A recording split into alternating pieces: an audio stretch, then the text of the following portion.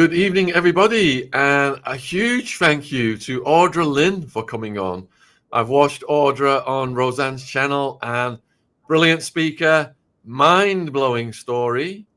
We've got the Epstein component of it, but we're going to go over all of Audra's life story and get your questions ready as well. Also, Audra is supporting the EpsteinJustice.com, which Nick Bryant talked about the other week. So that link is in the description box. So please support that important cause. And because of the nature of what we're talking about, Audra, the police have put a restriction on my channel whereby I have to ask guests such as yourself, do you give us permission to publish your story, and do you waive your anonymity? Yes. Okay, thank you. All right, so let's go back then to what your life was like as a kid, where you grew up, and what was it like with your mum and dad? Yeah. So I grew up in a real small rural town of Heartland, Minnesota. And that is, we were out in the country 5 miles from a town that was 288 people. So we lived really like in the middle of nowhere. I call it Bumpkin because it's like very Mayberry, you know? And yeah, so it was very interesting. Everyone knew everybody's business. Everybody knew who everyone was, which is a great thing and a bad thing, you know. Lots of rumors, lots of, you know, I was a model, so there was all those rumors in high school and jealousy and all that I dealt with. But all in all, like, it was a great upbringing. I have my parents, they're still married, they're still madly in love, and it's a great example that I've always had in my life. And I was big into showing horses, and I did really well with the horses. I did AQHA, and then I got into figure skating, and I was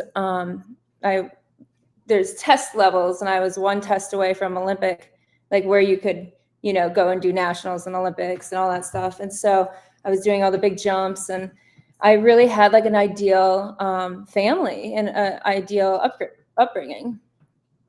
So when you're 5 miles away from the nearest town of 200 plus people, yeah, what do you do as a kid? Do you have to have lots of siblings to play with?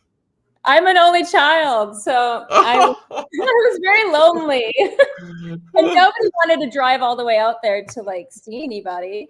And back then, I mean, we didn't have cell phones back then. Hard to imagine, right? And because I was in between these two towns, I had a Freeborn phone number instead of a Heartland phone number. And that made a huge difference, because with Freeborn, you could only call that town. And with Heartland, you could call like the biggest city over, which was like Albert Lee, for free. So I like calling people. I was totally out of touch with everybody, basically. Did you have a lot of pets? I did, yes. And I still do today. I have like a mini zoo here in Florida, but I had a lot of horses, cats, dogs. So, yeah. So what about school then? Were there any subjects that particularly interested you, or any teachers that you liked? Yeah, I had his name was Mr. Raggets, and he was the coolest teacher ever. And he taught history. I think he's now the principal of the school, which is really cool.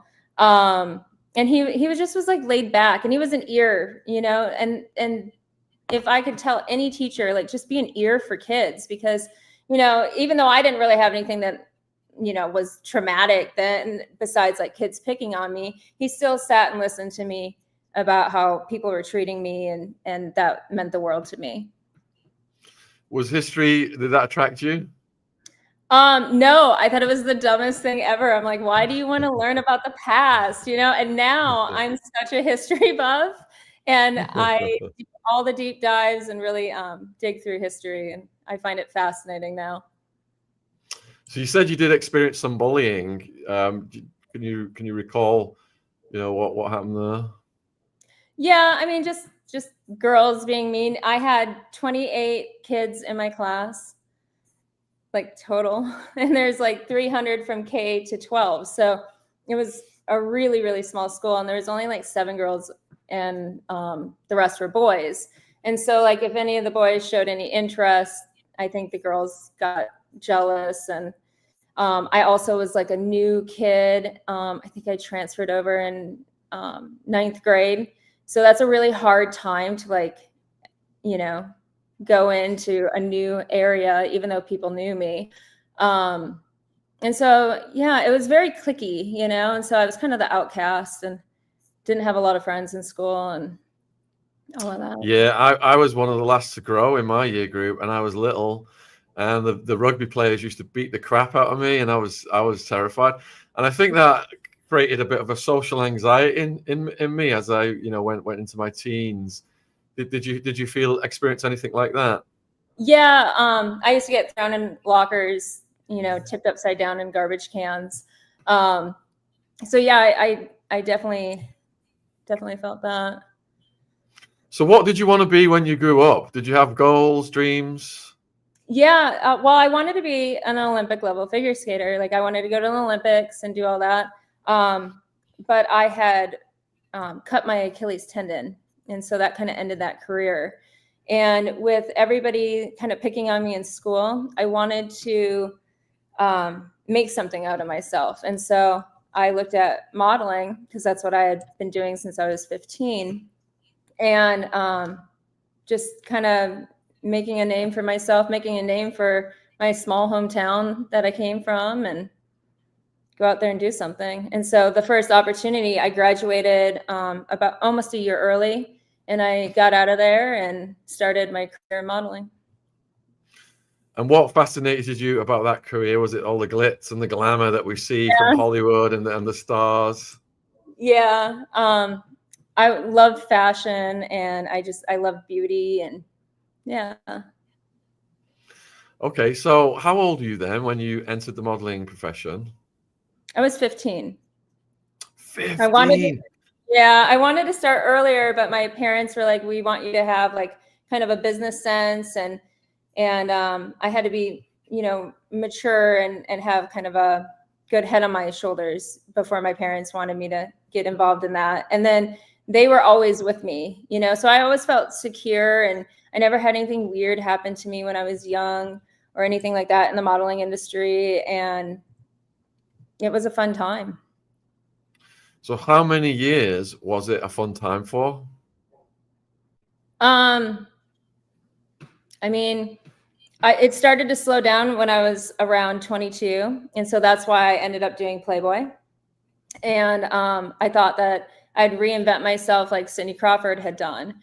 And her career really took off after that. And it can either kill a career or make a career. And I decided to take that chance. And so I decided to, I was actually in California with my girlfriends, and they made a dare for me to knock on the glass of the Playboy studios. And so I did, and took test Polaroids, and Jenny McCarthy and I are the only two to get accepted right off the bat. So that was really cool. Wow. So what was your like excitement or nervousness like when you're doing a shoot for Playboy? I was terrified because I came from such a modest world, you know, like where I grew up, and I knew it was going to be controversial, and I felt bad for my parents because, you know, like your reputation means everything there. And so I felt really bad, but at the same time, like I wanted to do something for me, because I felt like I always had lived for everybody else and not for myself. And so that was my first major, like, I'm just going to do this, you know? And it was the first day that the plane started flying after 9/11. And so I got on the plane. My mom was so scared and so nervous. And I went out there, and it was really an awesome, amazing experience. And I know that people, sorry. What was the conversation like with your parents about doing this? My mom took it really hard, and she's like, how can you disgrace the family? And my dad's like, you know, you do you. And he had his concerns. You know, everybody had their concerns. And granted, you know, like looking back, yeah, there should have been concerns. And, you know, like would I do it today? I absolutely would not do it today with the values that I have and everything like that. But when I went into it, I went into it thinking Adam and Eve, they were naked in the garden. They weren't ashamed. And it wasn't shame until Eve with the garden, with the serpent, that all of a sudden she felt ashamed of being naked and had the garments. Sorry, I'm so nervous. How do you come out? Audra, you're just a brilliant speaker. You're answering just honestly and clearly, and all the viewers, it's just love and support for you in the chat. And viewers, Audra's not used to doing lives like this and just opening her heart and telling everybody the story. So please keep the love and support up in the chat. And if you've got questions, put them in the chat, and we will put those to Audra later on. So did you feel safe then? And you said it was a positive experience. You felt safe. You didn't feel like there was any predators had an eye on you at that point? No. And what was so wonderful about being at the Playboy Mansion is that if you felt uncomfortable, you let security know and they would take care of it. And it didn't matter if it was Hef's like best friends or anything like that. If you felt uncomfortable, Hef would take care of it, whether it was his good friend or not. And I did see the podcast that you did with that investigative journalist. I think her last name was Summers. Do you remember? I can't remember. There's so many interviews. I can't remember. Yeah, no, it's okay. So it was just a few months ago. And like, I'm so supportive of investigative journalists and everything like that. But from being someone that lived at the Playboy Mansion for 2 years, like, I can tell you that there aren't tunnels. Like, how that happened with the tunnels and with the photo that Playboy published, they published it looked like there were tunnels under the mansion and everything. That was supposed to be an April Fool's joke. And so they put it in the April magazine as like a ha-ha. Well, now it's come out with all the tunnels, and they are real. There's tunnels under so many cities, and I have had calls from people being trafficked through those tunnels, and I understand all of that. But at the Playboy Mansion, it just simply didn't exist. And so I can debunk all that. There's a concrete area that you could like say is like a small tunnel, but it doesn't go anywhere else. And that's where all the lockers and all the extra condiments and everything were held. So yeah. So how long were you working with Playboy, and what was your next career move?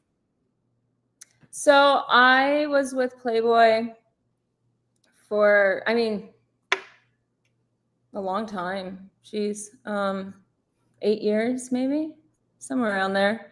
Once you're a playmate, you're kind of always a playmate. And, I lived there initially when I first went out there. Hef's like, you can't go back to Minnesota. And my parents said, hey, if you're going to do Playboy, like, you need to make a go at it, and you need to really like try and put yourself like everything into it. And so I did, and I ended up staying at the mansion for about half a year at that point. And then I moved into an apartment with a friend of mine that was a psychiatrist. So what were the parties like then at the mansion? They were awesome. It was like one of the best times of my life. Like, everybody was so supportive. There's a few girls, but when you put that many girls in a room together, you think it would be so catty and nasty. And it wasn't. Like, we all loved each other, and we were so supportive. And even through like the Roseanne podcast, I can't tell you how many of my Playmate sisters have reached out to me. Huh. And Hef was always supportive, and I was friends with his girlfriends, and it was really great. So what's the craziest Playboy party story? Well, so normally, like, security is really tight. So like, when you think about the Playboy party, and I know that there's been this like big persona about it, right? But that's not how it ends up going at the Playboy Mansion. Like, it was more of like a social gathering. And if people did hook up, like, it was usually in like a the game house, but they were even trying to make sure that the doors were locked for that. Like they didn't want that stuff going on, you know, and if you got caught, like you were out, and like you were out for good. And same with like drugs and everything else. But there was the one time that Snoop Dogg was smoking marijuana at the Playboy Mansion, and he got sick and threw up all over the bathroom. Or I mean, sorry, not the bathroom, all over the kitchen, all over the kitchen of the Playboy Mansion. And I think I'd have to confirm this, but I'm almost positive they kicked him out of it because he wasn't supposed to have any drugs, including marijuana. So they were pretty strict there, actually. So was there a lot of was there lots of celebrities that acted up, or did they try and remain composed? Yeah, they were pretty good.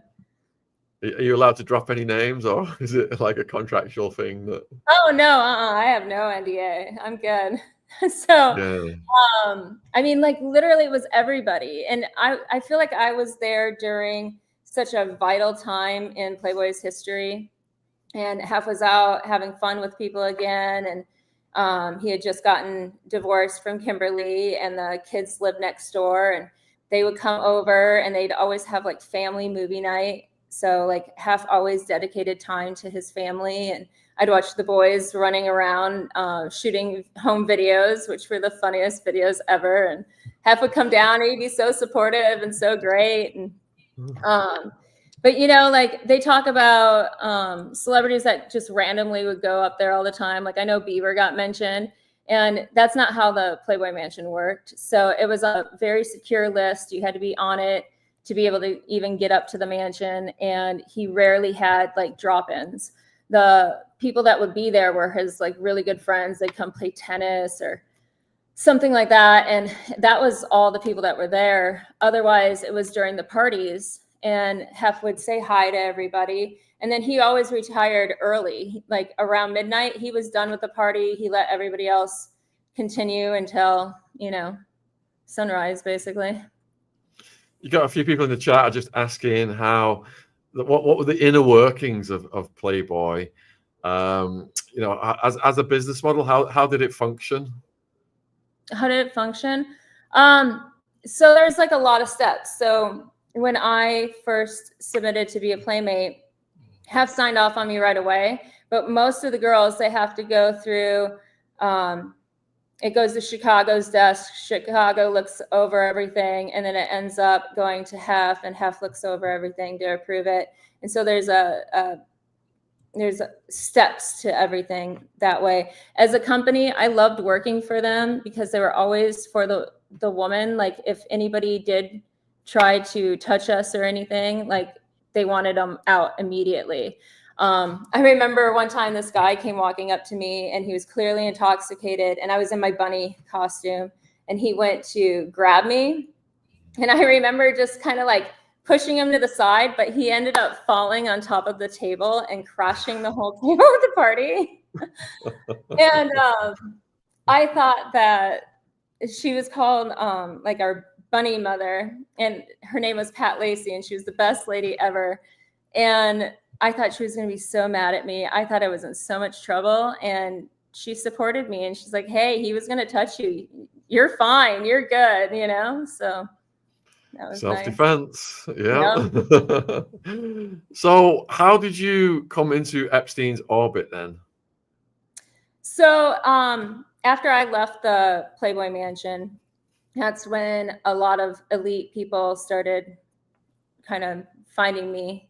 I would go to, you know, different parties, and then I'd start meeting these businessmen that, you know, some of them were cute, and you'd think maybe I'm gonna, you know, date them or whatever. And so I was kind of in that whole like circle. And then what happened was I got an email from Maxwell, and what I later found out, and this was like a decade after all this happened, was that there was a girl that was one of Hef's girlfriends that gave out our phone numbers and our emails to predators. And it wasn't just Maxwell. There were other predators that they had given information out to as well. And so I got an email, and it was basically like, I can help hook you up with all these people that are really great in the industry and in the business. And so I thought, I read her email and I just kind of like put it off to the side. And it was a couple months later that she gave me a phone call and said, hey, like, this is a great opportunity. There's this guy here from New York. He's really great. Like, he knows all the producers. He knows absolutely everyone in town. If he likes you, you're going to go so far. And, you know, I really wanted to make a career in the entertainment industry. So what happened next? So then I went to this hotel, and this hotel had like, there were like bungalows. And so there was like a meeting area, there was a like sitting area. And so like when I walked in, like I was, you know, fairly comfortable. Of course, like always in the back of my mind, I'm like, I'm going to a hotel. However, at the same time, it's like when I was 15 and I was modeling, a lot of these people come in from like Japan or Spain or, you know, all these different areas that weren't locals. And so they would be at the hotel, and our casting calls would be at the hotels. And my parents always went with me, and I never had a bad experience, you know? And so I thought, like, I'll be fine, you know? And so I went in there and I sat in a chair, and he was across from me, and we had a conversation for like an hour. Everything was going really well. It was a great conversation. And then he excused himself to go to the bathroom right as I'm about to leave. You know, he's like, hold on, I'll be right back. He went to go use the restroom, and he comes out, and all he had was a towel.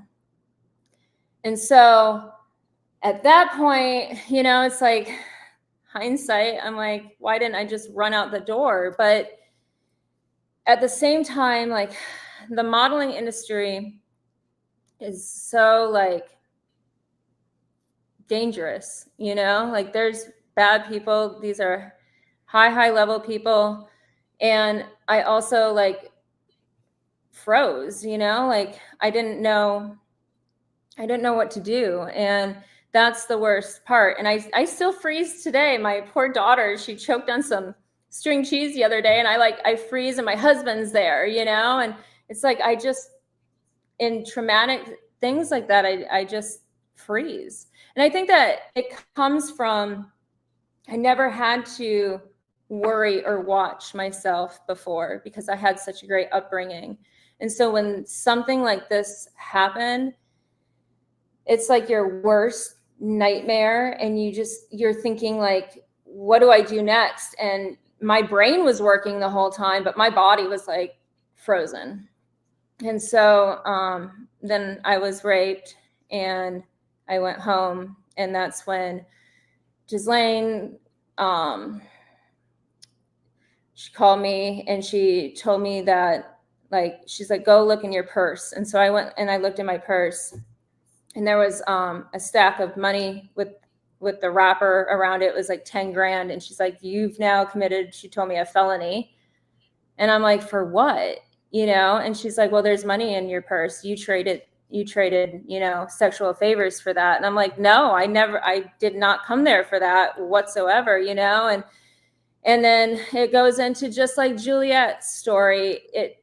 It goes into, well, your career is going to be over. You're going to end up in jail. What's your family going to think? Your family's going to be in danger. Like, so then, you know, it's like, what do you do at that point? And so I felt really trapped. And I know, like, with working with survivors, like, it's such a common theme. And then we're silent forever. You know, it's like, I didn't even tell my best friend. I went to Hef. I told Hef, and I slightly told Holly enough for her to go to Hef to say, hey, you know, let's have Audra move back into the mansion because she's in a really unsafe situation. And so Hef welcomed me back into the house and let me stay in the main part of the house to be able to keep a closer eye. And I had my German Shepherd that was with me. And so I got to stay in the main house from all of it. Yeah, you were dealing with extremely calculating, manipulative, evil people. So, you know, everyone totally understands the situation you found yourself in.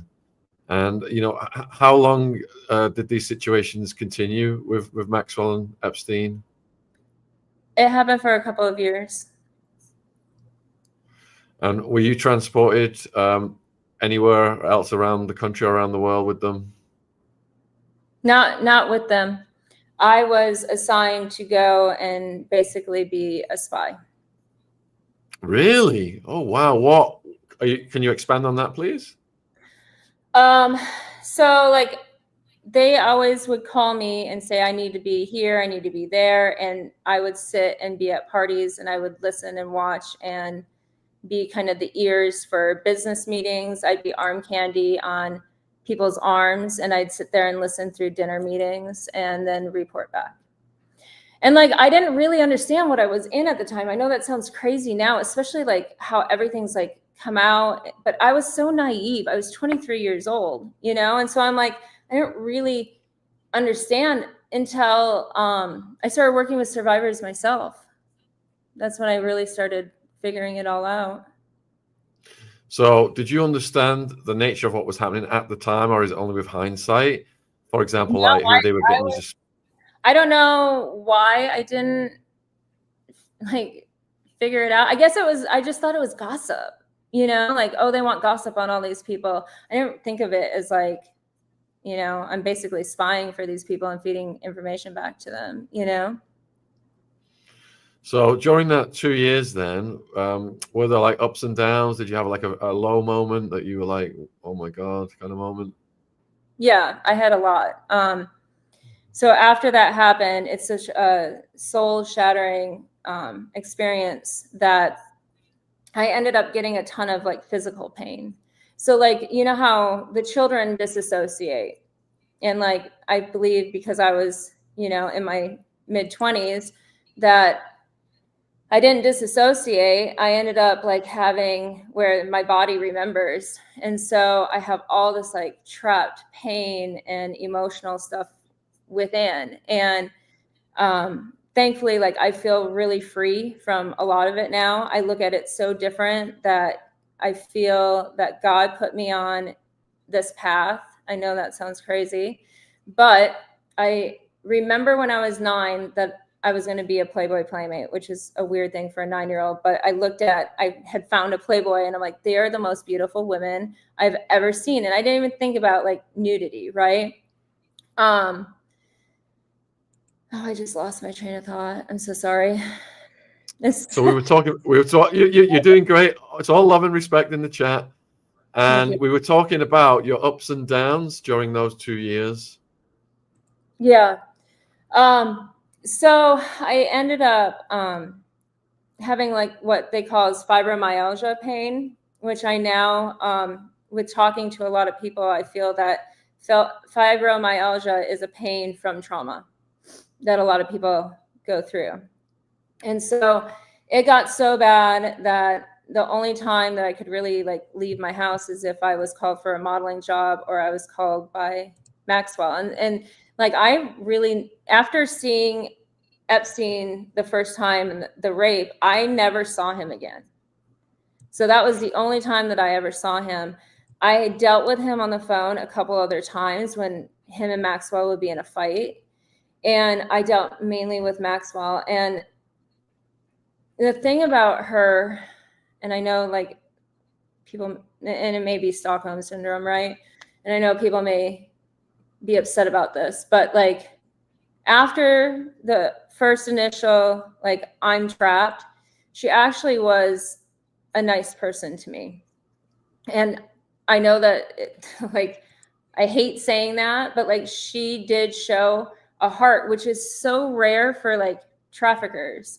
You know what I mean? Like, to hear all the things, because I didn't know at the time that children were involved. I didn't know at the time like how deep this went. I just know like what my experience was. I didn't talk to anybody else. I just know what I was going through, you know? And so anyway, I heard a lot of people say she was so mean, but that wasn't my experience, you know?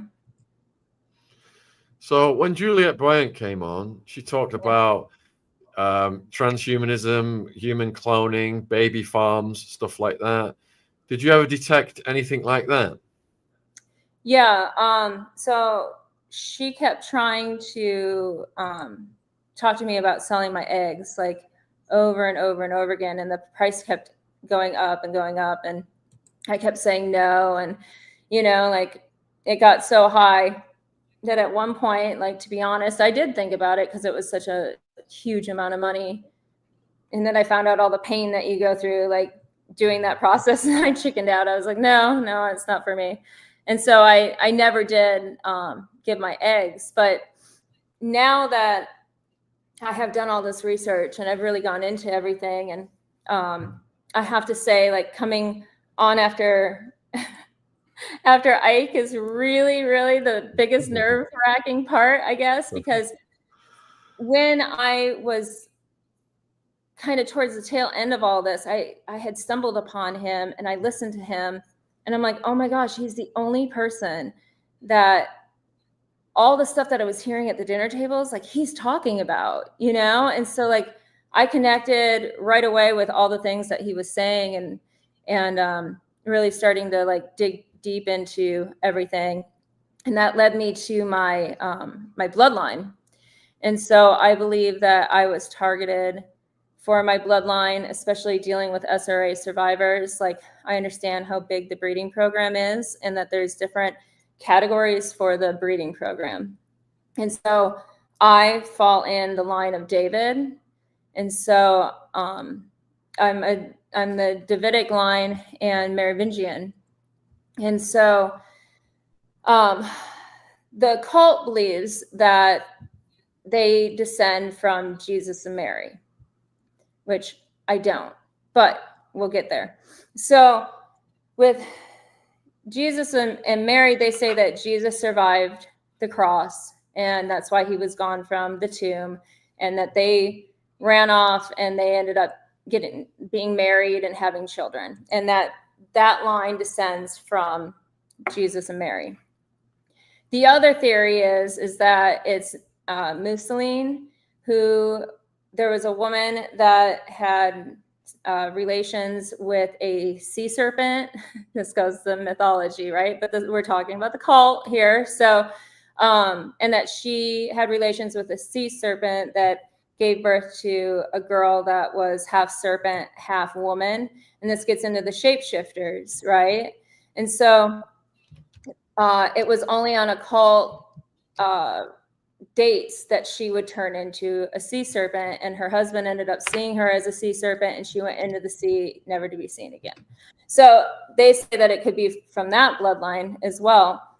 But knowing how they're so big into it comes from the woman's line, and if it was Jesus and Mary, well, if it came from the mother's line, like, that's Mary Magdalene, like, what importance does she have, So I believe, and I haven't seen anybody else come up with this theory, that it's not either one of those. I think those are to confuse us, because that's what the cult likes to do. I believe that it goes back to actually Mother Mary, because with science now, we have discovered that it goes into the bloodline. So, like, when you're pregnant with a child as a mother, you end up taking on their DNA, you end up taking on their cells, and you have, like, a blood transfer, and that stays with the woman for life. So, like, my daughter is, like, permanently me. So think about Mary carrying Jesus, and she would end up having all that embedded into her bones and her organs and her DNA and her cells.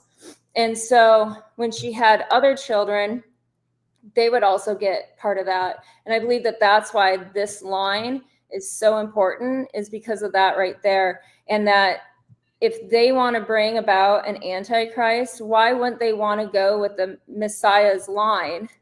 Did I lose you? No, you're fine. Keep going. Just keep going.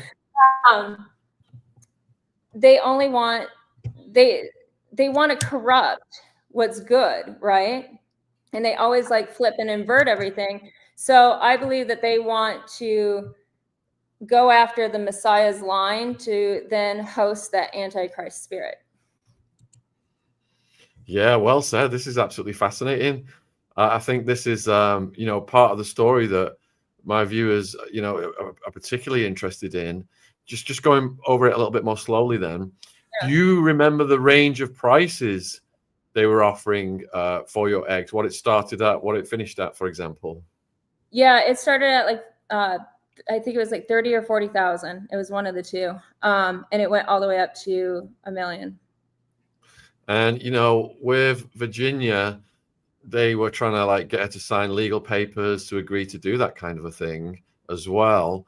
Were they dangling legal papers in front of you or explaining the protocol? No, I don't think that I ever got that far because I just kept blowing her off, you know, like, oh no, you know, I'm not going to do that. I don't need the money that bad. Like, I'm good.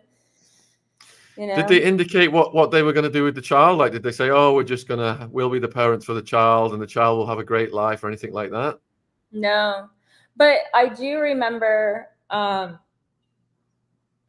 it's like graphic, but when I was about to be raped by Epstein, I looked at his genitalia and I was like, I think that he could see from the look on my face, like it was like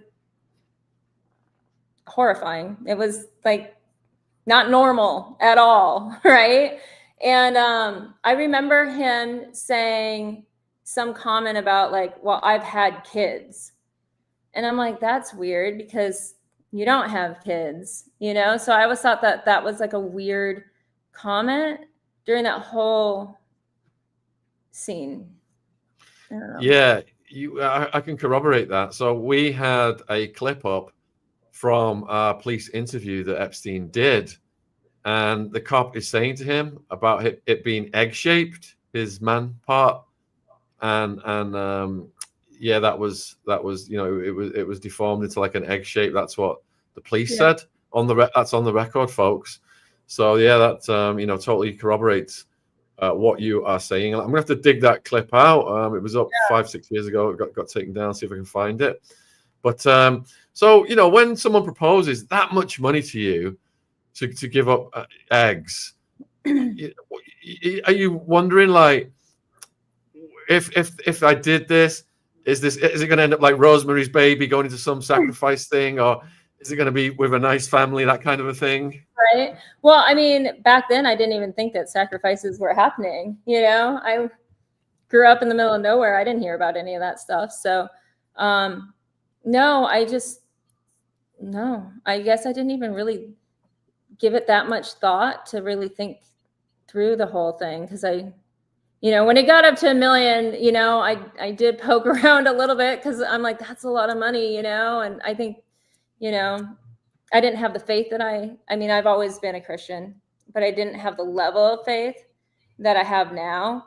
And so I think when you don't have that kind of faith, you do give it a quick thought, like that's $1 million, you know, just for my eggs. Like what does that hurt, you know? And so I did think about it, but I never went through it.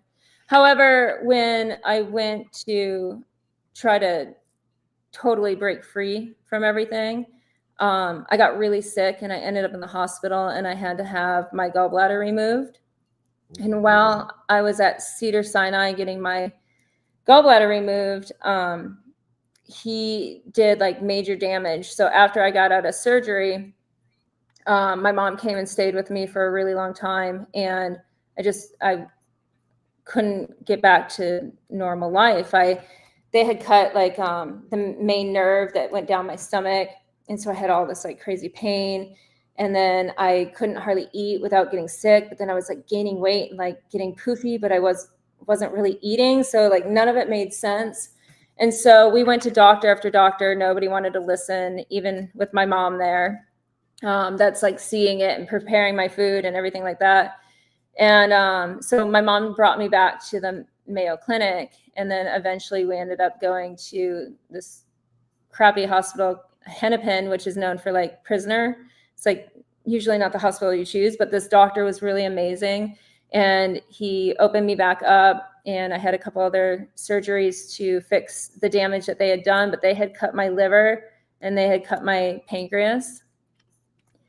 And so part of me is like, you know, the liver grows again, you know, so like, did they, like, you know I'm not supposed to say the words with my organs, or what that was about, or if it was like supposed to unalive me. I'm not really sure, but I was extremely sick and had to have a stent put in my pancreas and everything. Cedars-Sinai's got such a good rep. Do Yeah, you and think it was too huge. I went to the best at the time. Sorry. Do you think that Epstein had corrupted what was happening to you? I don't know, but knowing how everything works, I wouldn't be surprised. Yeah. There's a few more other questions still coming about the egg. So one of them was, were you aware of any other girls who they made that offer to buy the eggs, or any who actually went through with it? Oh, you just cut out a little bit. Yeah, so you're getting asked, are you aware of any other girls who were offered to buy the eggs?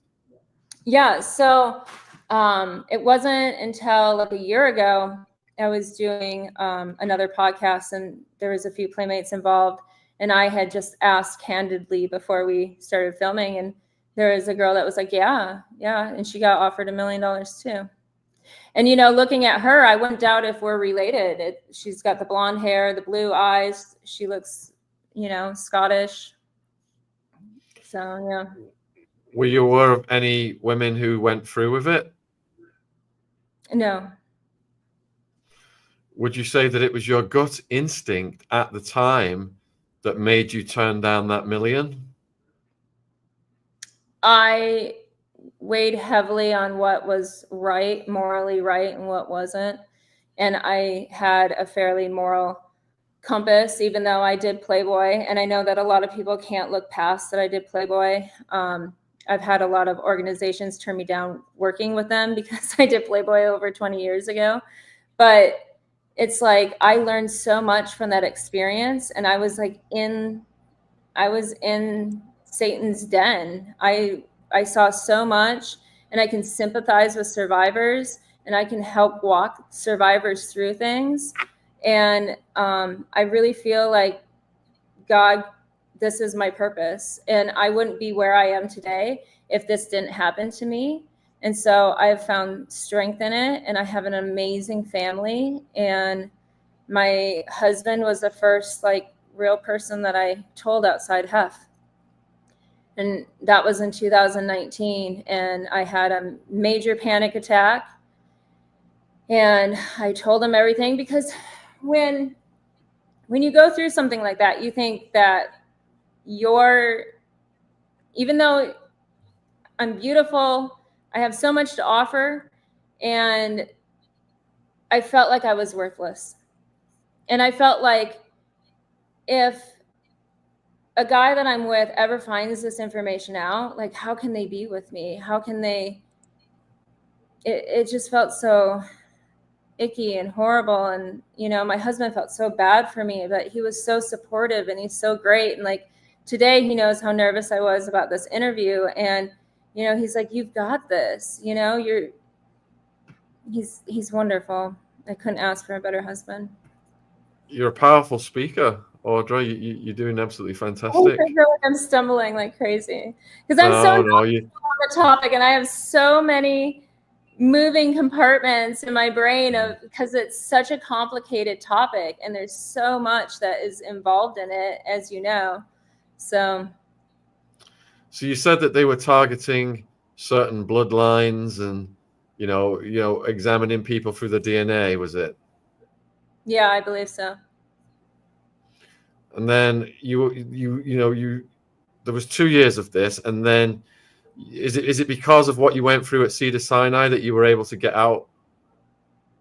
Yeah. So, you know, then I had gained weight, and so then I wasn't as desirable for them. Thank you, everybody, for being so kind, by the way.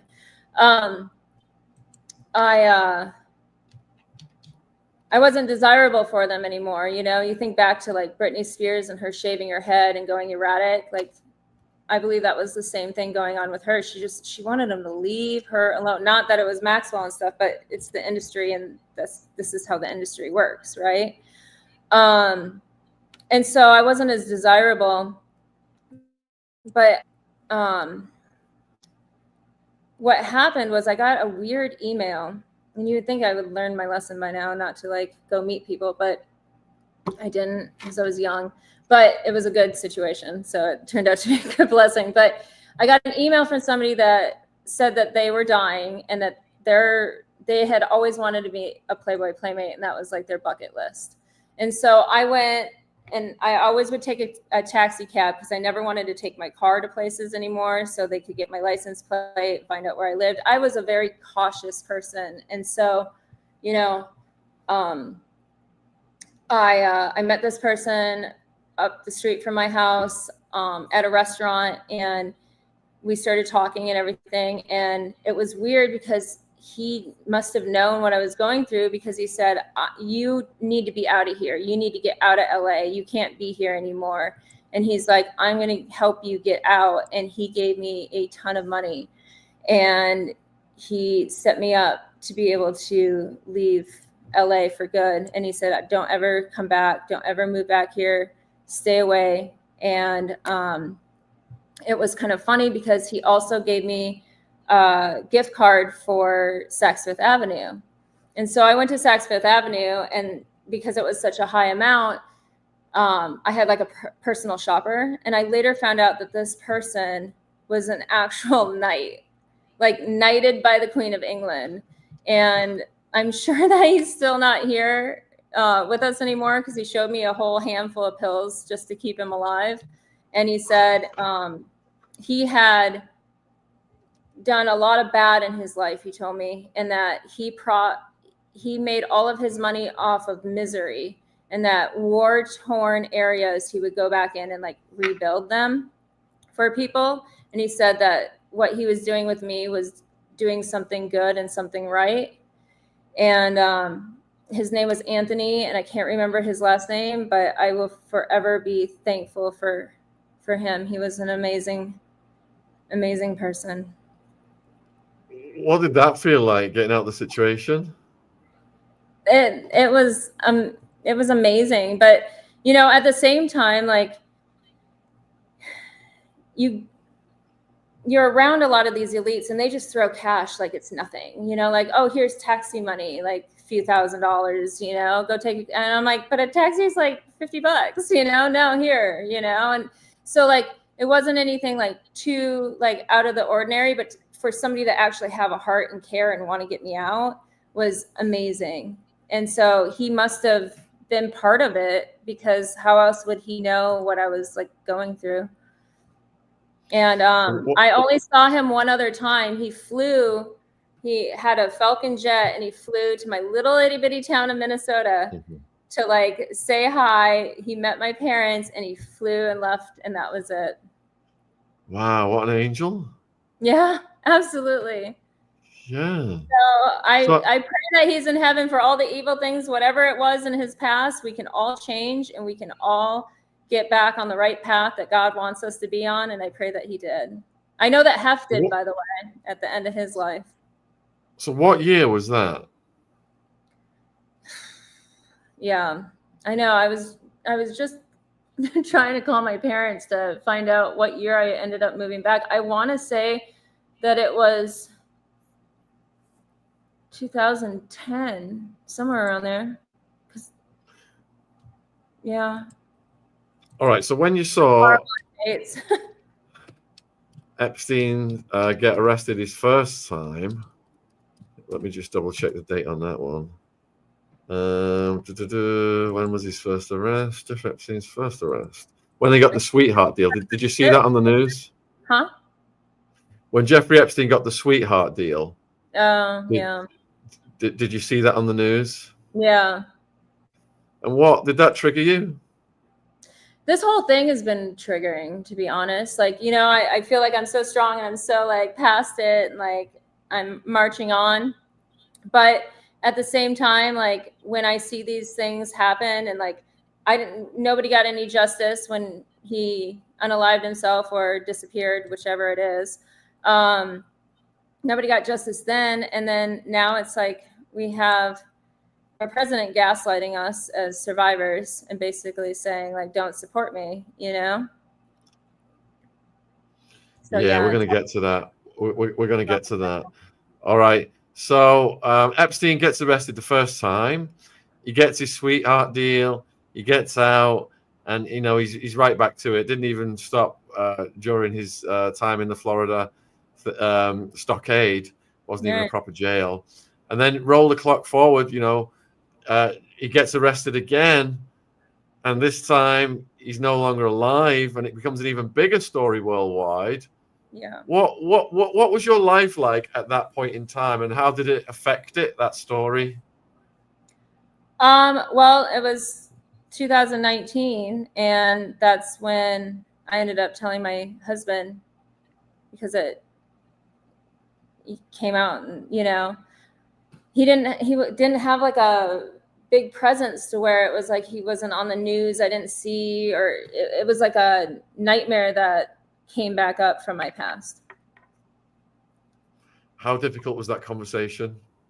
Extremely difficult. I mean, like it was the biggest panic attack, and I'm not a person that gets panic attacks often. Like I'm very mentally like strong, but I lost it, and it was so hard to have that conversation and feel like, because my husband's my greatest love and he is the most amazing person, and to worry about losing him by telling him. And then like the thing that sucks too is that there's a lot of memories that I don't have, because I do believe that I was drugged. And so then like little pieces will come back, and then I'll tell him through all that. And it's a challenge, but at least I have somebody that's like supportive, you know? And I have to say, doing the Roseanne show felt like it was kind of the final part of my healing, because I finally got to voice it. And unfortunately, I had never told my dad, because after I told my husband, I did tell my mom, but I told my mom, like, please don't tell my dad, because I didn't want to see him hurt. I didn't want to see, I couldn't do that to my dad, you know? It was just awful. And so I had to tell my dad the morning that the Roseanne show was coming out. And like, what a horrible way. Like my dad didn't even get to process it. Like it's so my bad. I should have told him sooner. He's okay. And he understands, and he's supportive, and he's great. I didn't want to cause him any harm, you know? Of course. So was it a relief then to talk about this to your loved ones? Yeah. And so I've been sleeping for the first time since all of this happened. I've been sleeping like a rock. Like, I don't know if I ever really truly got sleep until the Roseanne show. So sorry, I'm not a crier. Thank you for letting me share my story too, because take your time. You're doing fine. I tell my survivors all the time to be strong, and I tell them to come out and to talk about it, and that they need to, because there's so many of them, and there's so many people that have been through sexual abuse, sorry, I can't say that, SA, and SRA, you know? And it's like, I can't tell them to do this and then me not do it myself, especially when you're working with them. And, you know, with SRA, like there has to be trust there. And so I'm coming out to help them and to help other survivors. I'm not profiting off of anything, and I don't want to profit off of anything. And if money ever comes my way, it's going to the survivors. And I just want to be a beacon of light and hope to them, because I feel like we are having an awakening, and it's not going to be strange to talk about anymore. And people aren't going to go, I'm not believing you, and that they are going to finally believe them. And I feel like that was part of the disappointment in Trump, is that a lot of those people that were starting to speak out feel like they can't speak out again, you know? Yeah, well said. I was watching the Roseanne interview, and there was a particularly disturbing moment. You touched on it earlier about being drugged, and you compared it to that movie where the women, you know, they had the amnesia, and they woke up and they didn't understand what had happened. Yeah, I had that. I have a lot of Black moments like that, unfortunately. And the one time where I know like something was like really, really wrong, and this is hard to say, but I woke up and there was feces smeared all around me. And like, I know that it didn't come from me, you know, like, yeah. And so that's difficult. And there's other things that are just too weird and bizarre. And, you know, that was after, I have to be careful because these people are still alive. It was after a white party, but it wasn't Diddy. And it was somebody that I loved and cared about. And like in Hollywood, you always want to leave before midnight. And so the guy that I was dating, which I know is tied into all of this, would always tell me to go to bed early. And then the next morning I'd wake up and I'd feel so like groggy. There are times that I wouldn't wake up until 4 o'clock in the afternoon. Like, who sleeps till 4 o'clock in the afternoon? You know, like, yeah. So when Jeffrey, I was always getting up, like I felt like I was up every half hour to hour, like since all of this has gone down. And so to be like blacked out like that till 4 o'clock in the afternoon, you know? Yeah. So Jeffrey died. You've described, you know, talking to your loved ones about it. Sorry, I just had to give a shout out to Mystic because she's you said something to Roseanne and wanted to hear more. Thank you. Sorry. Yeah. So Jeffrey, we left off where Jeffrey died, and you then talked to your loved ones about what you'd been through, and then after, you know, you've got this weight off your shoulders. What was your life like going forward from there? Well, it just happened a week ago, but since then, I have had my electronics hacked. I've had my social media hacked, and we had somebody try to break through our gate of our home. This is all recent? All within the week. Is that since you went on Roseanne? Yep. Wow, because, you know, we saw with Virginia, my theory of Virginia was pharmacide, whereby people put pressure on the person to increase their medication, and then that, you know, if they die, the court will just rule it an accident or something. And it's like we saw that on Virginia, where even her lawyer on Piers Morgan said that Epstein collaborators were running black ops on her and harassing her to this day, to the day she died. And then Lady Victoria Hervey was even trolling her up to her death and after her death. So there are a lot of evil people out there who for some reason are just fixated on hounding you survivors. Yeah. But I mean, you just had Dr. William, who's wonderful. I'm from Minnesota. He's from Dubuque, Iowa. Like, I know that area really well. And I mean, all they got to do is call that local lodge, unfortunately. And then you end up getting the harassing. And it's like, I do it, so. So looking back with everything that you know now, what do you see in terms of the big picture of what Epstein and Maxwell were doing?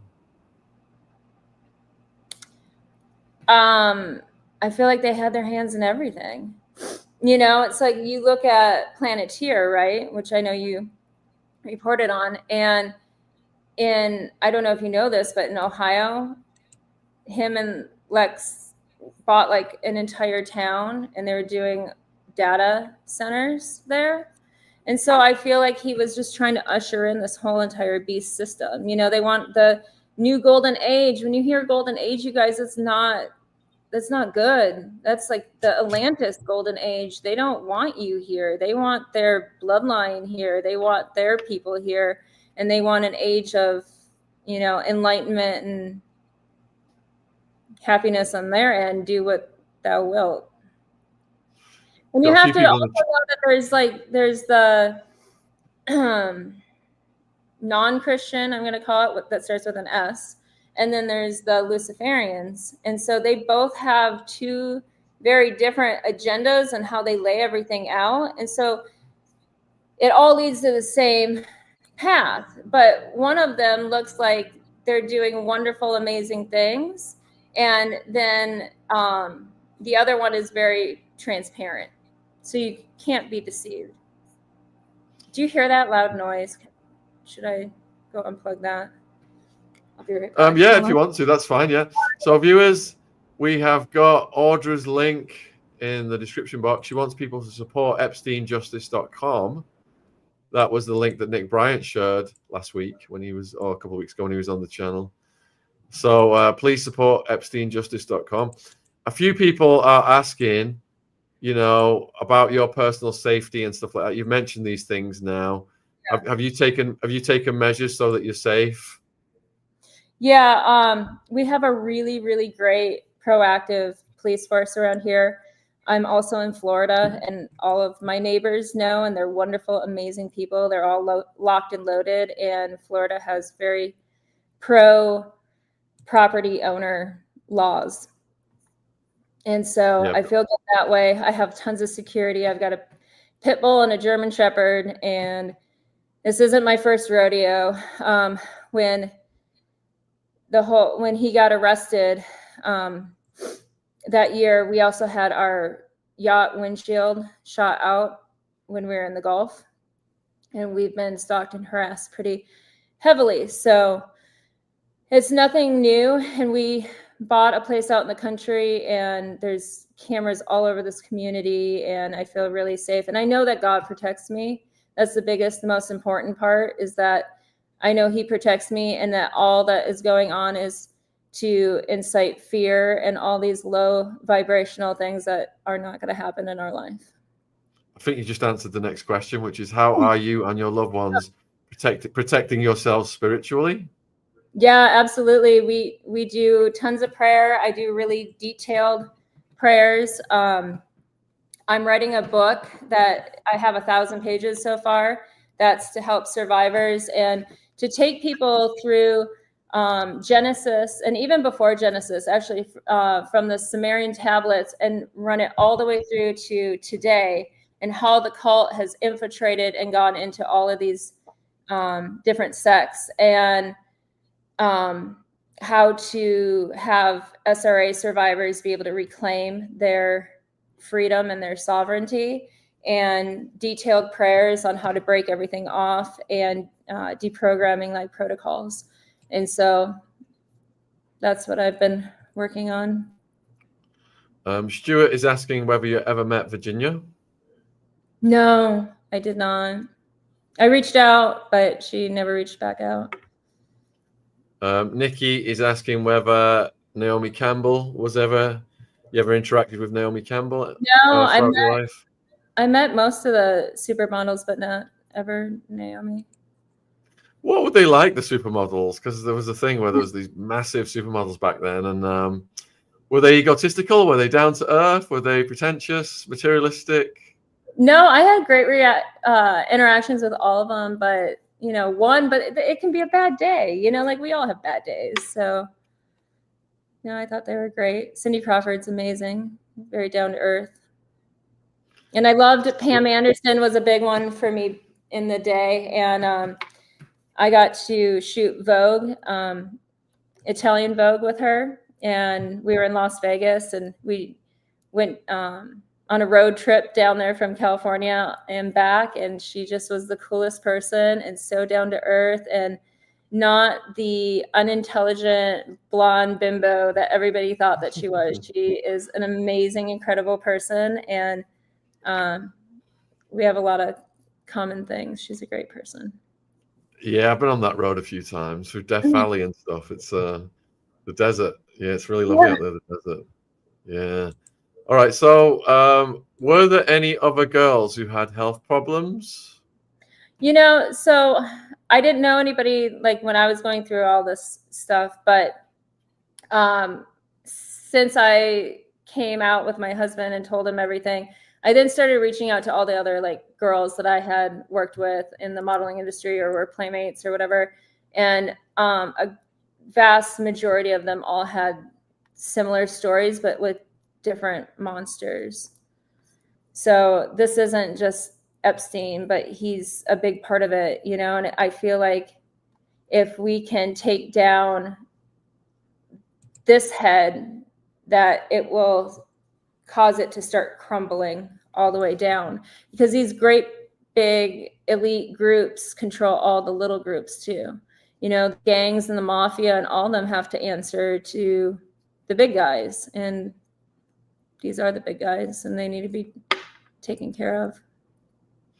You're getting asked because we're very concerned about the behavior of Britney Spears and Justin Bieber, and we've had a lot of people on talking about MK Ultra. Did you ever come across either of those?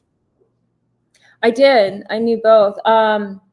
Britney has changed so much since the times that I have spent with her. And, I wish that people wouldn't jump to conclusions and start making memes and doing all these things with her, because she's clearly shattered.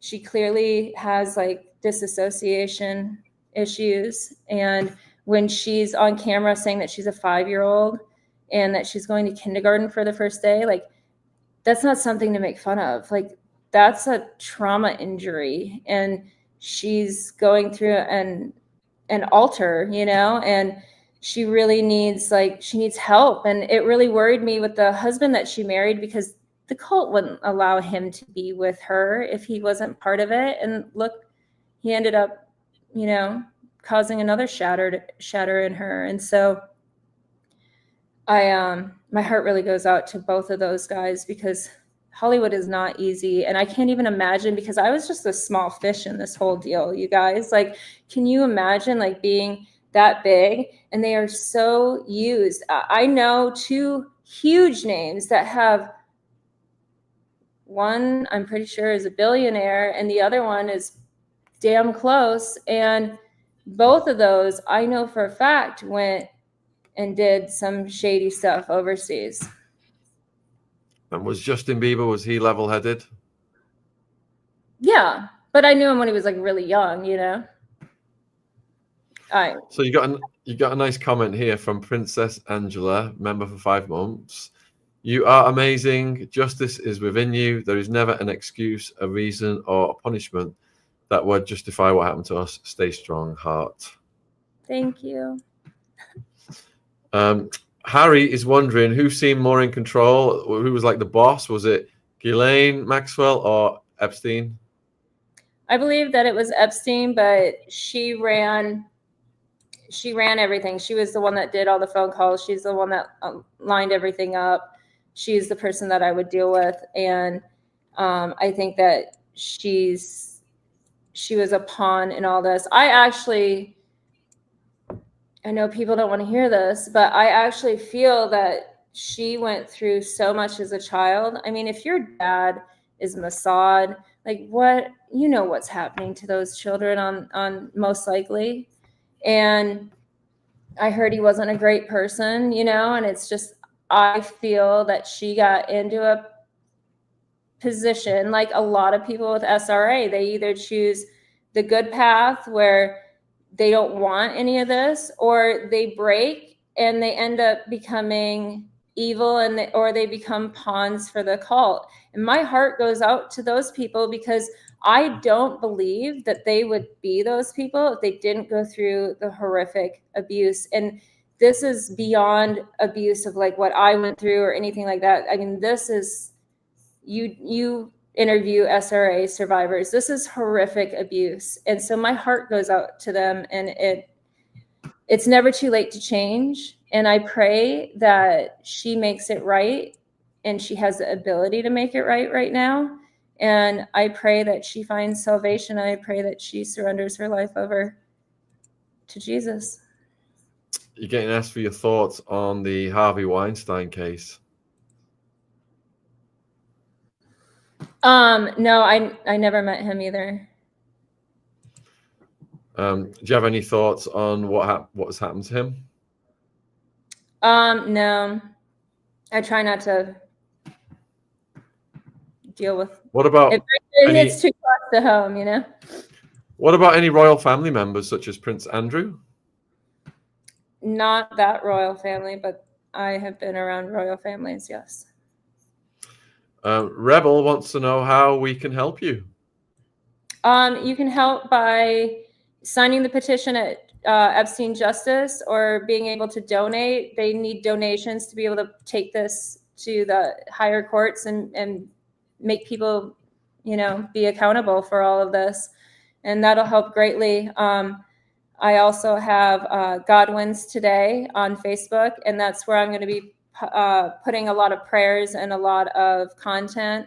I just got it started. I didn't expect to do all this that's been happening the last week. I've been kind of secluded, and you can tell that I'm genuine and honest with everything because I don't have anything set up. And, you know, I have to tell my story, because if we all speak out, they can't deny it anymore. And whether it's something big like Epstein, or it's something, you know, like in your local small community, like be a voice, speak out. They can't muzzle us all. Nikki wants to know, is everything interconnected in Hollywood? Diddy, Epstein, etc.? Absolutely. Absolutely. And I believe that Diddy was doing intel as well. I believe that there's a few in Hollywood. They have their little divisions, and, you know, some of them are women. So what do you think about Maxwell getting moved to prison? She's got like a nicer prison location now, and is possibly going to get a pardon or a commutation. Is that a slap in the face? Yeah. Yeah. As much as she was kind to me, she still did incredible wrong to all kinds of people. I was trapped. I felt horrible being in all of it, but she was somebody I could talk to about it. The only person I could talk to, you know, and I know that there's a heart in there, and I pray that she does the right thing, and I pray that she speaks out, but I still believe that she should have to pay the consequences. But it does worry that she ended up going to Texas, because that's a less secure prison. And right now she should be like heavily watched, and I worry about her life, you know? So throughout your entire career then, did you ever hear of any occult practices in Hollywood? Yeah, but I thought that it was twisted people that in Hollywood, you're never told no. And so I thought that people got demented, and I thought that they did weird stuff because their egos had grown so much and everything. But then I found out that it's in like our backyard and in small towns, and some small towns, the whole entire town is a cult. And that really shocked me to find out that it's everywhere. Yeah. Well said, Audra. You've been absolutely brilliant. Is there anything you'd like to say in conclusion to the viewers? No, thank you for the support. Thank you for lifting me up. And if you guys could continue to cover our family in prayers, that would be amazing. We definitely need it. Well, thank you. You know, much love and respect from the UK, from me, from baby Ziggy, who said hi to you earlier. Yes, and yeah, it sounds like, you know, you're in a good place now. You're using what you went through to help others, and you know, you that creates all that good karma, and you're going to be protected spiritually. So we wish you all the best, Audra. Thank you for joining us this evening. Thank you. All right, I'm going to close the show and let you go. Cheers. Take care, Audra. Thank you. Bye. What a phenomenal guest, folks. And please support the EpsteinJustice.com for Audra. That's what she's campaigning on. She said she's not interested in benefiting from these interviews personally in any way. She just wants you guys to help with the mission. So I'll put the link again in the live chat, EpsteinJustice.com. Just to let you guys know what else is going on the channel. So we had the X-33rd degree Freemason on last night. Absolutely fascinating. If you missed that one, I know YouTube doesn't notify everybody what's going on, so people miss things out. But he was exposing things. It was phenomenal. And then we had the David Icke one this morning. Went out this morning, and I've got Prince Andrew's ex-protection officer one coming out Friday morning. We've had so many podcasts come out in the last couple of days. I thought I'll move that to Friday, let you guys digest what else we've got going out. All right, so tonight we have got Inside Epstein's disturbing New York City mansion. I'm going to do a live call-in show at 9 p.m. But Ron is coming up in half an hour to do the evil allegations against the Clintons, Epstein, Haiti, missing children, etc. All allegations, of course. They have not been convicted of any of this, but they are being subpoenaed now by the feds. So that's going to be interesting to see how that pans out. And then let's have a look what we've got tomorrow. Tomorrow, Ron is back with the Royal Mess. Yeah. So lots of stuff coming up. We've got Kevin Annette coming on Saturday night at 8 p.m. And we got Lauren, who did Elite Network Exposed the other day. Hey, come on, Baba. Come on, little Baba. Whoa. And if you missed the David Icke interview that we did this morning, then when I end this video, it will take you over to it, I believe. So take